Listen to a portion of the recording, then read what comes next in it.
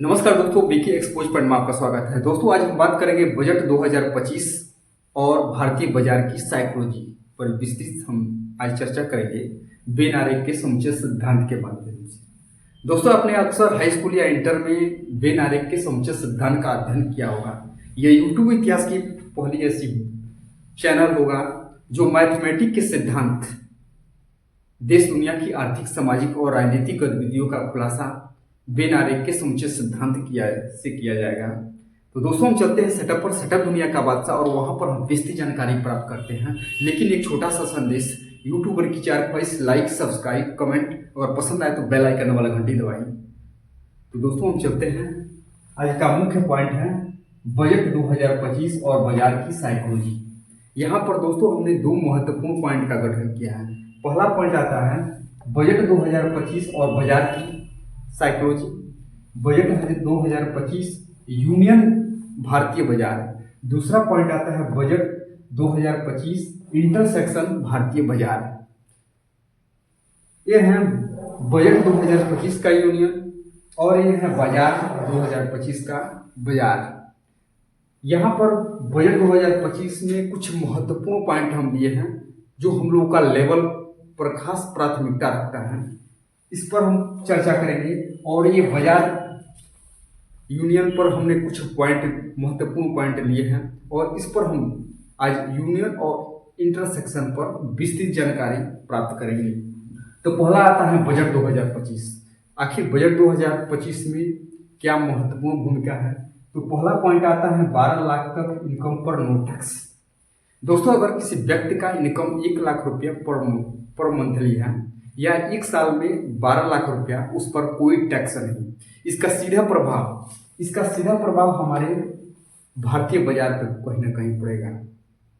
यानी जो टैक्स का पैसा का जो बजट है हमारे बाजार को कहीं ना कहीं प्रभावित करेगा पॉजिटिव के रूप में। दूसरा पॉइंट आता है किसान क्रेडिट की limit 3 lakh up to 5 lakh.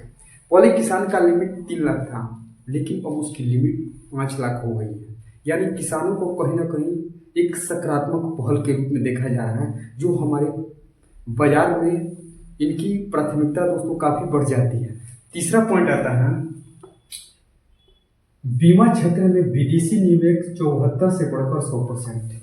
दोस्तों बीमा के क्षेत्र में पहले विदेशी निवेशक 74% लिमिट थी, लेकिन अब इसको बढ़ाकर 100% कर दिया गया है। यानी कहीं ना कहीं जो विदेशों से निवेश की संख्या अब 100% हो जाएगी।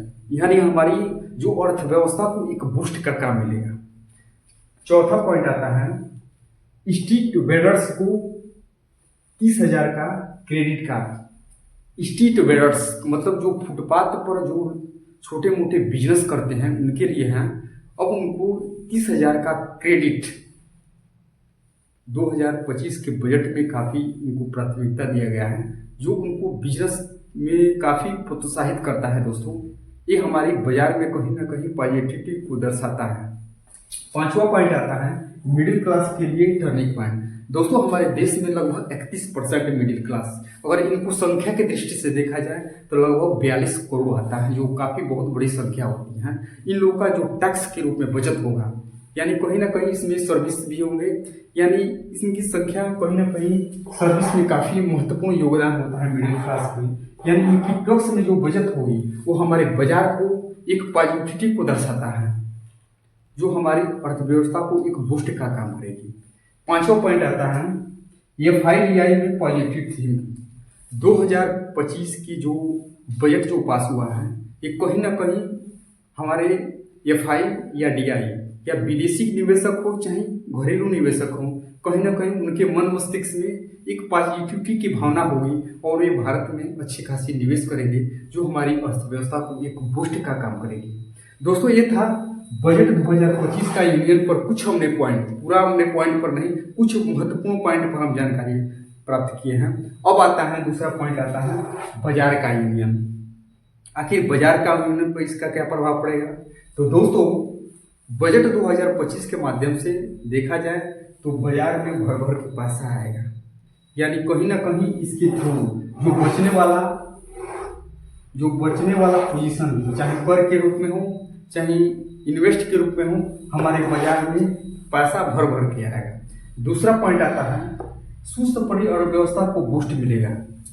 दोस्तों इस बजट के माध्यम से हमारे बाजार पे जो प्रभाव पड़ने वाला है, कहीं ना कहीं सुस्त जो अर्थव्यवस्था है उनको एक रफ्तार मिलेगा।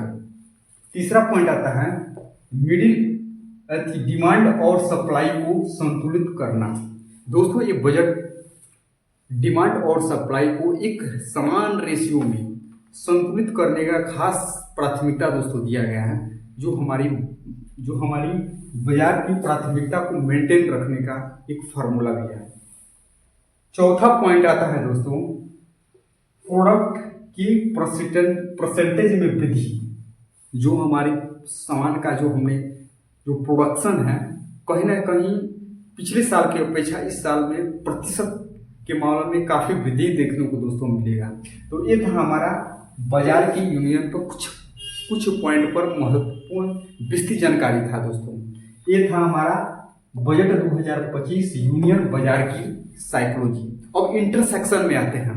तो इंटरसेक्शन में क्या है, बजट 2025 इंटरसेक्शन भारतीय बाजार।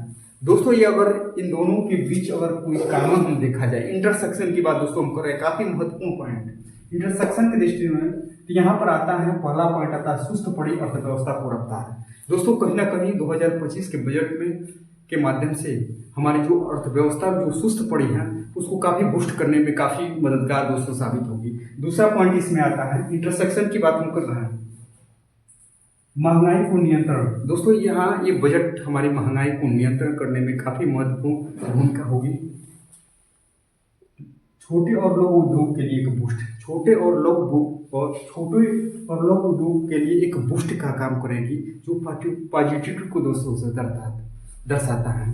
दोस्तों ये आज का जो हमारा महत्वपूर्ण पॉइंट था बजट 2025 और बाजार की साइकोलॉजी पर, इतना ही विस्तृत जानकारी हमको काफ़ी महत्वपूर्ण पॉइंट के माध्यम से दिया गया है दोस्तों।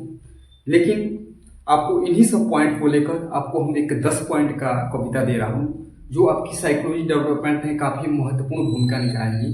तो कविता का जो मुख्य पॉइंट है उस पर हम चलते हैं, लेकिन एक छोटा सा संदेश। अक्सर दोस्तों देखा जाता है कि कंचक्वार कवि में थोड़ा शब्द या तुकबंद की कमी हो सकती है, लेकिन दोस्तों ये हमारा सीखने का प्लेटफॉर्म भी है और सीखने का कोई उम्र नहीं होती है।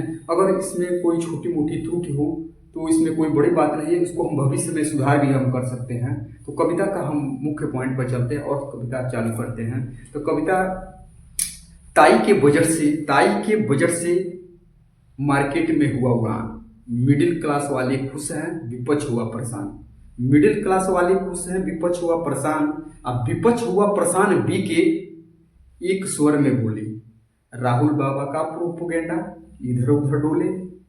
संविधान खतरे की नारा विपक्ष पर लगने लगा गमारा। खतरे में कुछ नहीं हमारा राहुल बाबा के कैरियर के अलावा। जी हाँ, ये कविता का हमारा मुख्य पॉइंट है दोस्तों। कुल मिलाकर दृष्टि से काफ़ी चारों महत्वपूर्ण पॉइंट से देखा जाए तो दोस्तों ये हमारे भारत में कोई खतरा नहीं है। खतरे में बस है तो राहुल बाबा की कैरियर खतरे में है कि किस प्रकार से उनकी कैरियर को सेट किया जाए ताकि उनकी दाना पानी भी चलता रहे। दोस्तों इस क्रांतिमय शिक्षा अभियान का हिस्सा और साथी बने, फिर से एक नई साइकोलॉजी डेवलपमेंट के माध्यम से एक नए सेटअप के साथ फिर से हाजिर होंगे। तब तक के लिए नमस्कार।